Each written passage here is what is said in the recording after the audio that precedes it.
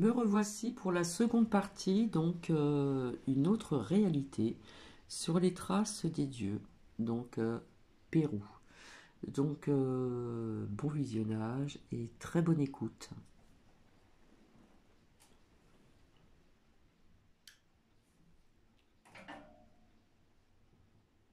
Qui découlèrent de ces réflexions mirent en lumière un concept quant à l'explication de la création de sites mégalithiques du monde entier. Gamarra affirmait que de l'analyse et de la classification des vestiges les plus anciens découlait la division de l'histoire de notre humanité en 3 âges. Anan Pacha, ou le premier âge, le plus ancien, se caractérise par la nature monolithique des édifices de pierre. Il n'y a pas de construction à proprement dit, mais des blocs de pierre parfois gigantesques dont les volumes et les formes ont été modelés.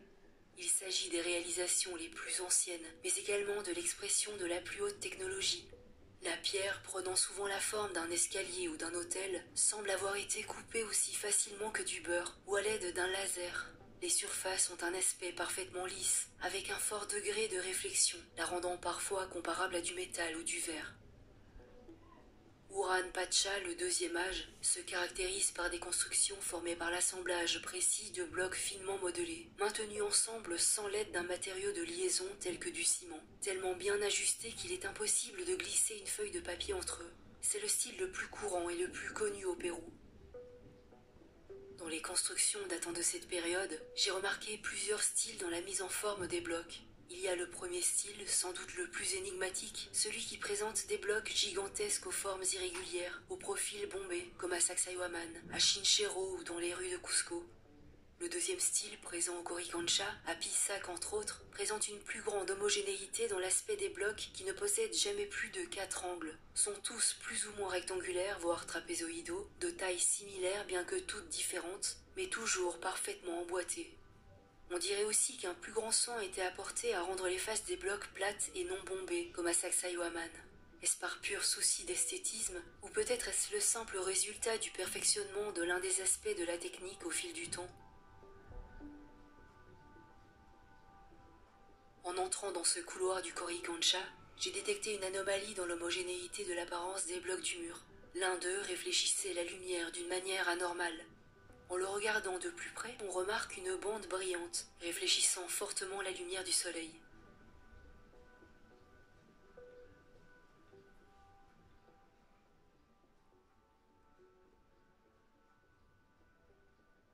Dans ses recherches, Alfredo Gamarra, puis ensuite ses successeurs, son fils Jesus Gamarra et le chercheur hollandais Jan Pieter de Jong, ont de nombreuses fois noté ce phénomène en différents endroits du Pérou. Certaines pierres des premier et deuxième âges affichent une étrange capacité à réfléchir la lumière, leur donnant un aspect brillant comme résultant du processus de vitrification.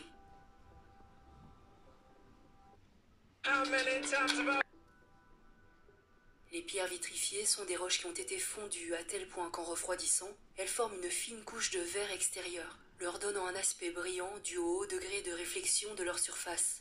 Le même phénomène se produit lors de la création de céramique, qui consiste à chauffer à plus de 1000 degrés dans un four un agglomérat de fines particules de matière minérale broyée. À cause de la chaleur intense, les minéraux fondent et forment ensuite, en refroidissant, une fine couche de verre en surface. Ce processus implique le chauffage de la pierre à des températures extrêmes. Il faut par exemple atteindre 1200 degrés pour faire fondre le granit, 825 degrés pour le calcaire, entre 800 et 1000 degrés pour l'andésite, et jusqu'à 1700 degrés pour faire fondre le quartz. La roche vitrifiée se forme dans des conditions que l'on retrouve de manière naturelle aux abords des volcans, mais il est difficile, même de nos jours, d'obtenir cette fonte de la pierre. En plus des contraintes techniques variables selon la nature du minéral, l'énergie requise pour atteindre de telles températures est un défi technologique colossal. La céramique est créée dans des fours. Concernant les mégalithes, le problème de la taille se pose et nous questionne sur la technologie utilisée. Il est toujours possible d'avancer qu'un polissage intense permettrait d'obtenir ce résultat. Cependant, un échantillon de pierre vitrifiée a été envoyé par l'équipe d'Alfredo Gamarra à l'université d'Utrecht aux Pays-Bas afin de subir des analyses. L'échantillon, observé au microscope, a révélé 2 régions distinctes, le corps de la pierre et une couche de surface. Après examen, il s'est avéré que la surface vitrifiée présente un spectre d'éléments très différent de celui du corps en calcaire. Le silicium y est présent de manière beaucoup plus significative, ainsi que l'aluminium, le magnésium et l'oxygène. Les quantités de calcium et de carbone sont par contre inférieures.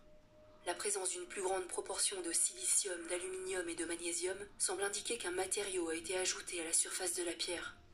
L'oxygène, quant à lui, peut avoir été introduit dans le cadre d'une oxydation au cours d'un processus de chauffage aérobie. Le spectre de la couche de surface présente certaines similitudes avec la wollastonite, une espèce minérale du groupe des silicates, qui se forme lorsque le calcaire impur est soumis à des températures et des pressions élevées. Les impuretés visibles dans la couche de surface ne sont pas présentes en quantité similaire dans le corps de la pierre. Cela indique que des composés ont été ajoutés volontairement et que l'émail s'est formé à partir d'une pâte appliquée au préalable sur la surface calcaire.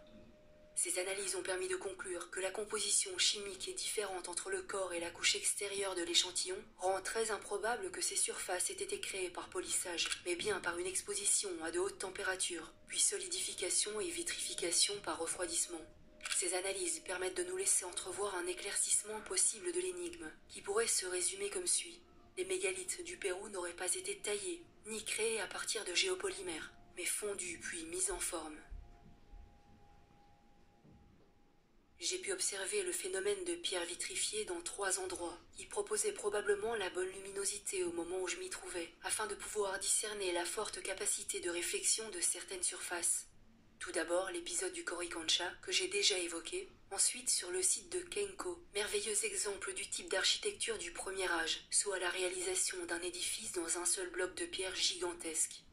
Kenko, qui signifie labyrinthe en quechua, c'est un monolithe gigantesque dont l'une des faces a été modelée pour présenter des reliefs d'escaliers et de plateformes, tandis qu'à l'intérieur a été aménagé un espace que l'on qualifie aujourd'hui de cérémoniel.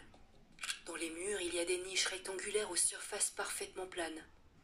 Et au milieu de la salle se trouve un grand banc de pierre dont les Incas, pendant leur réemploi, se servaient de table d'embaumement.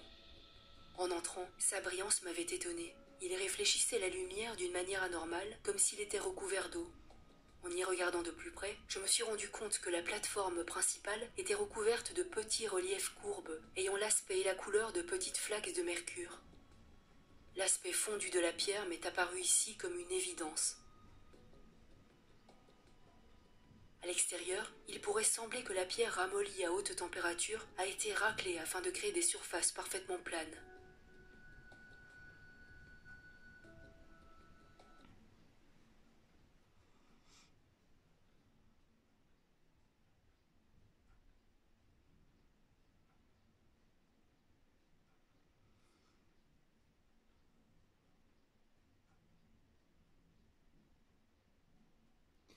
Entre les pubs et les bugs, bonsoir.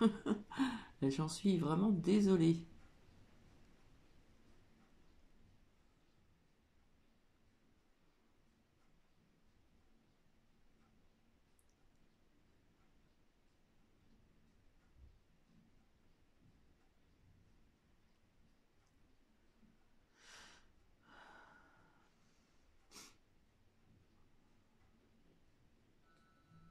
Ah,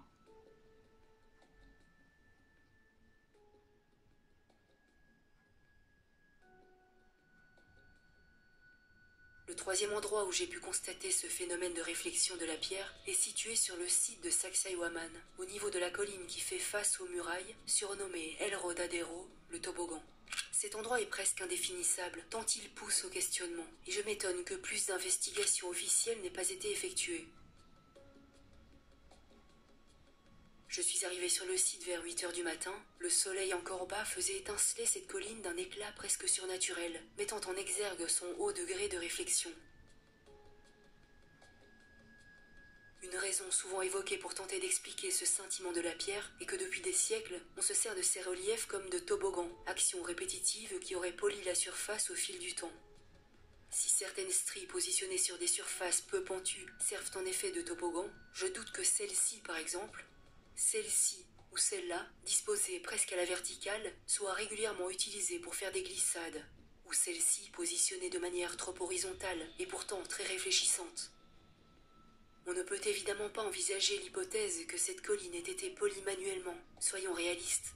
Alors quel phénomène a pu donner cet aspect à cette partie du relief, si ce n'est le processus de vitrification à grande échelle?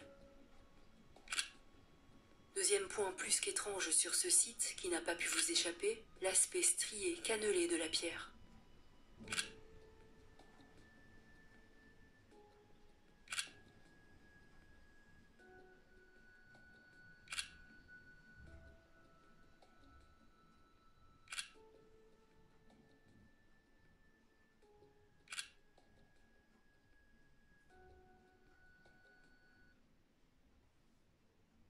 Cette énigme géologique en ces mots.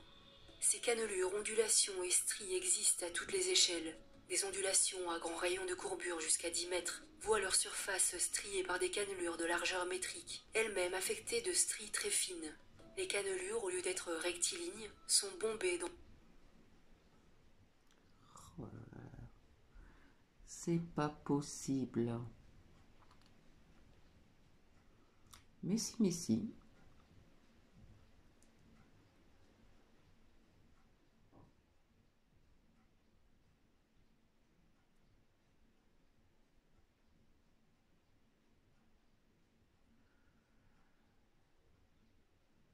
Perte de temps.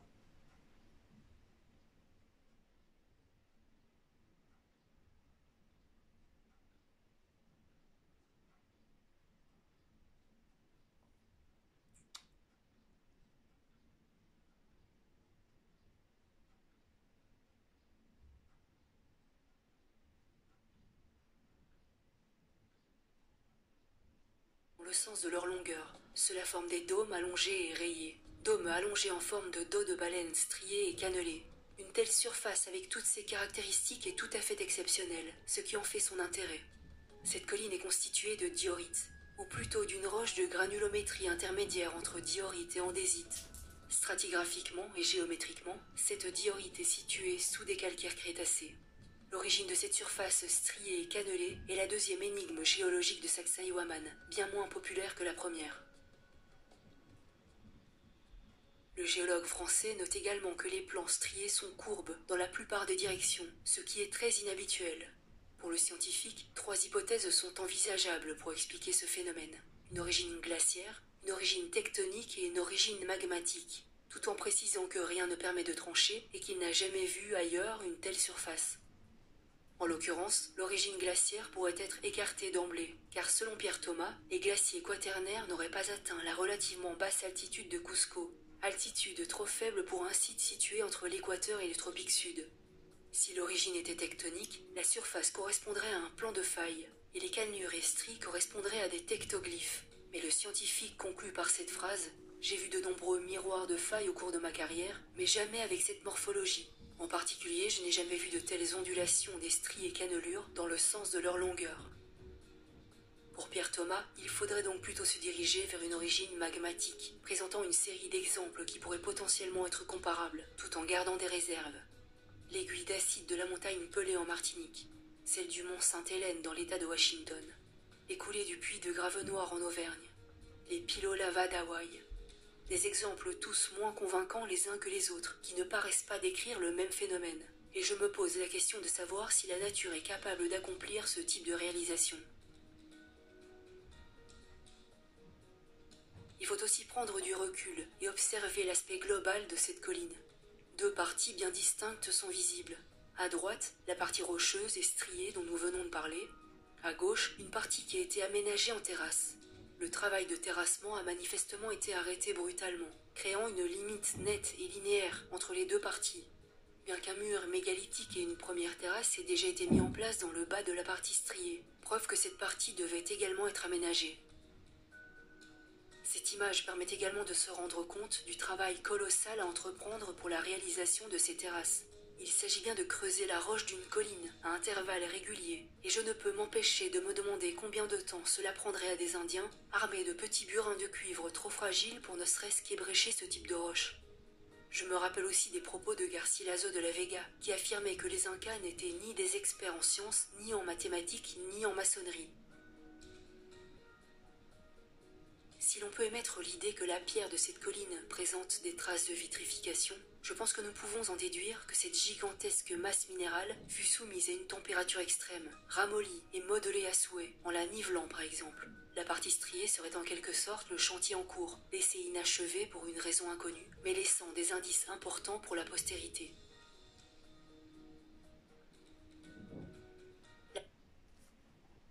Thomas, éminent géologue français, me conforte dans l'idée que cet endroit sort du contexte scientifique traditionnel. En vertu des résultats obtenus lors de l'analyse de l'échantillon de pierre vitrifiée commandité par l'équipe d'Alfredo Gamarra, j'ose émettre l'hypothèse que ce lieu est l'un des maillons de compréhension des mystères du Pérou. Un site où une très ancienne civilisation évoluée, les dieux évoqués dans toutes les traditions du monde, auraient jadis utilisé une technologie avancée, pas encore réinventée de nos jours, permettant de chauffer la pierre jusqu'à son point de fusion, et ensuite la racler, voire la récupérer à diverses fins, par exemple l'obtention des mégalithes constituant les murailles de Sacsayhuaman juste en face, laissant ces empreintes d'un phénomène dérangeant et ininterprétable pour la science actuelle. Les mégalithes constituant les incroyables édifices. Je ne pense pas que je vais aller jusqu'au bout parce que c'est... Pas taillés grâce à des techniques rudimentaires, mais mis en forme à partir de masses de pierre ramollies par une chaleur extrême, ce qui explique leur emboîtement parfait, leur taille, leur forme, leur aspect. Bien plus tard, les tentatives de copie infructueuses des peuples faisant un réemploi de ces sites et l'absence ou l'échec caché de tentatives contemporaines démontrent que cette technique ne peut être égalée, a été depuis longtemps oubliée, perdue dans les méandres du temps.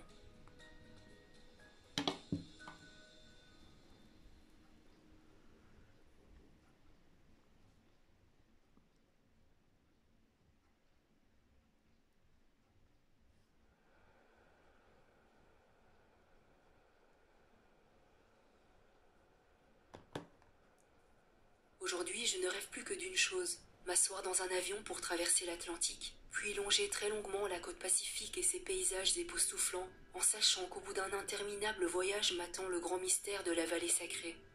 Je rêve de revoir mon cher Pérou, de marcher dans les rues de Cusco, de côtoyer ses habitants si gentils et chaleureux, de goûter une nouvelle fois aux enchantements que m'a réservé ce voyage.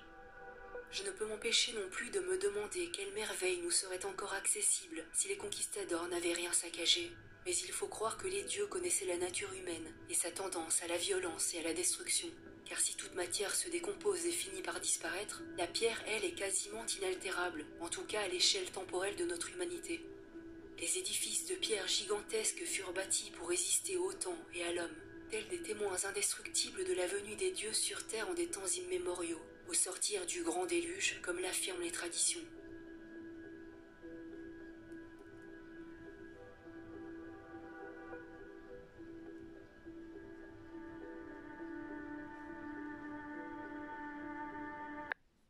Enfin, donc c'est terminé. Donc c'était donc une autre réalité sur les traces donc des dieux, le Pérou. Comme je le dis souvent, on aime bien se poser des questions parce qu'il y a des choses qui nous échappent et, euh, et j'ai trouvé cela très intéressant. Donc je suis désolée pour ces désagréments vis-à-vis de, comment dire, des pubs, toujours des pubs. Et donc faut être rivé et bien, comment dire, concentré. Et c'est pas évident parce que j'écoute aussi donc attentivement avec vous. Donc c'est vrai qu'il y a des questions à se poser, il y a certaines choses qui nous échappent. Donc j'aime bien les personnes qui se posent des questions. Voilà, voilà. Je reviendrai pour ce que j'ai vu en commentaire, donc je ne vais pas tout mélanger. Alors j'ai vu qu'il y avait une personne qui m'avait perdu hein, sur un commentaire, donc à voir si la petite cloche est toujours bien activée parce que c'est ce qui se passe sur YouYou. Donc je devais vous faire partager ceci demain, mais demain je ne serai pas là. Voilà, au moins une bonne partie de la journée. Et dimanche matin, j'ai une cam avec ma fille aînée et mon petit-fils. Donc je vous retrouve ultérieurement et sincèrement j'ai trouvé que c'était très intéressant. Donc c'est vrai que je me répète encore, ça fait très longtemps que je devais le... Enfin quand je dis très longtemps, c'est pas non plus hein, quelques mois en arrière. Mais je devais vous le faire partager et à chaque fois, ça m'échappait. Donc, je me suis dit, pourquoi pas ce soir. Donc, sur ce, je vous souhaite une agréable soirée et je vous dis donc à très bientôt. Bisous, bisous.